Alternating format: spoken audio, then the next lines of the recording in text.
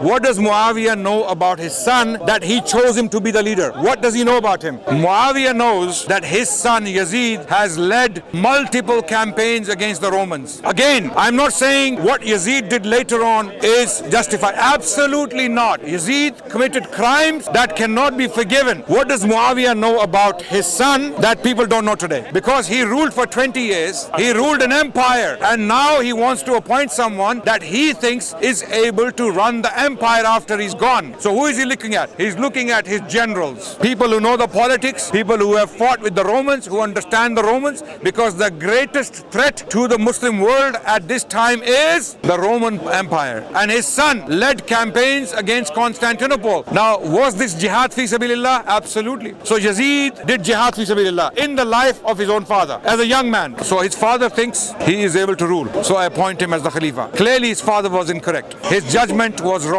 He could not see what his son will do after he dies. Something his father did not do for 20 years. His son ends up doing it in 2 years. He destroys the ummah. He breaks the ummah apart, this guy, Yazid. Later events proved Muawiyah's decision was incorrect. No doubt. The crimes of Yazid show us that Yazid was the wrong person to be appointed. But did Muawiyah know this? Absolutely. What do you mean maybe? Does he know the future? I have children. What do I know what my children are going to do when I die?